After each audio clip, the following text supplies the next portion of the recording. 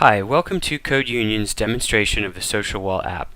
In this screencast, we're going to be looking at what happens when a client makes a request to the root of our application, and we're going to look at the nature of creating new message records in our database. So the first thing you're going to want to do is head to the Social Wall IDE instance inside Cloud9. I'm going to open app.rb, and I'm also going to open up a terminal.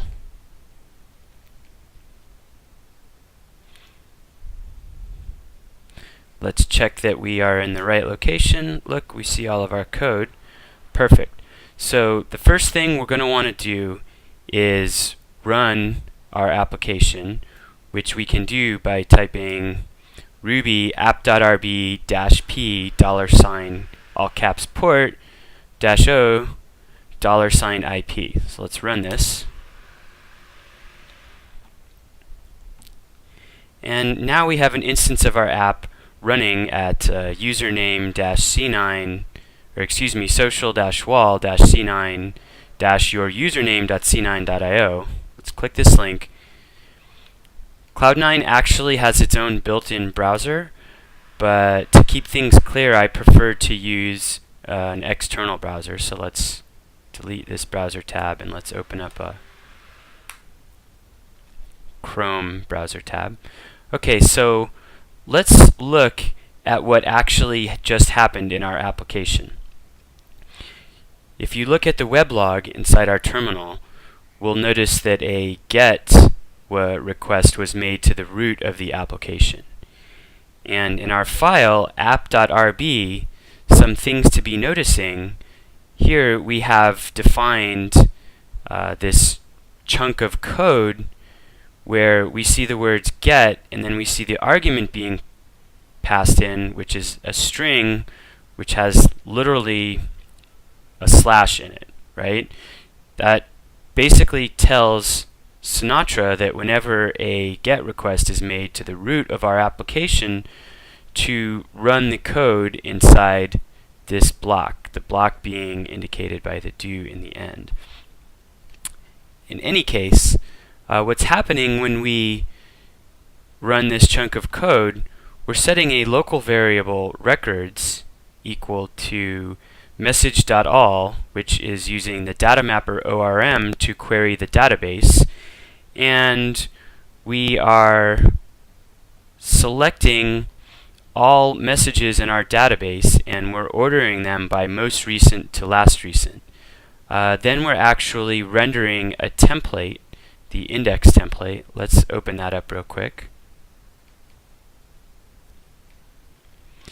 And we are passing in our records variable, which is actually a collection of records. And then our index template is generating a bunch of HTML. I'm not necessarily going to explain what each line of this file does, but if you're familiar with HTML, we're creating a form. If messages are empty, we're displaying an H2 tag that says sorry, no messages, which you can see being displayed here.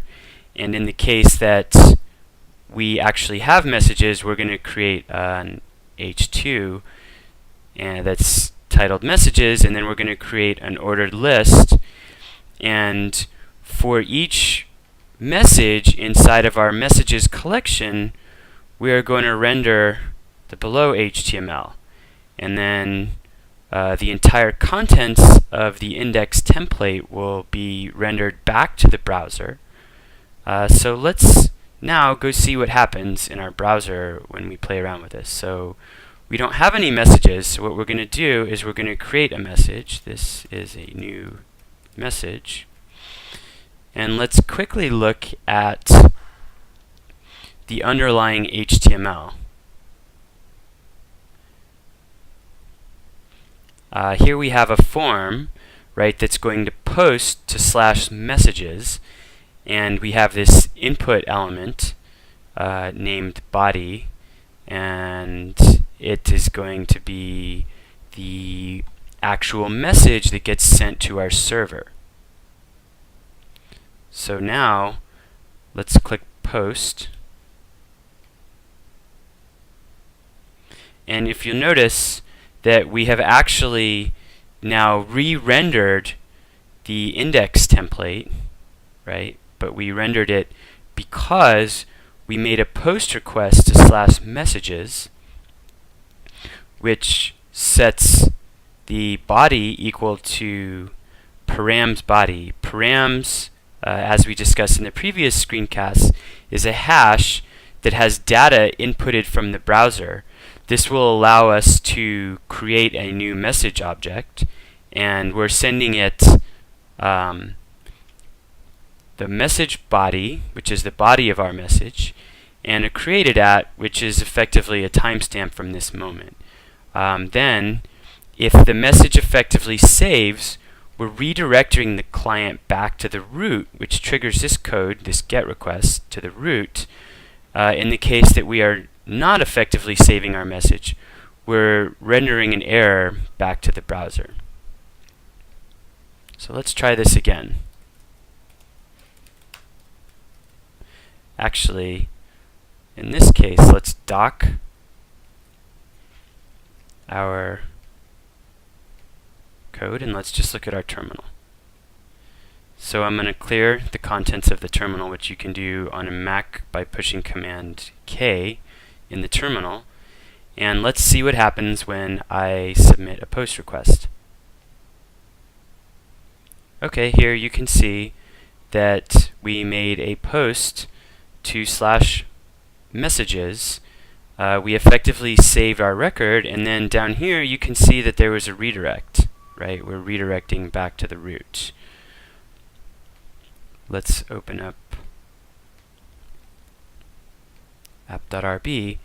Again, if we make a GET request to the root, we're rendering the index template with our messages collection into the template.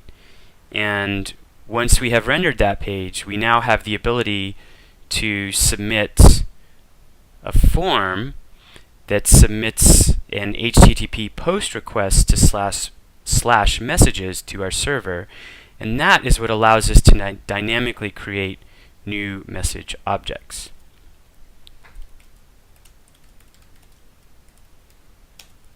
Okay, so this is a super high level look at making a GET request to the root of our application and making a POST request to /messages.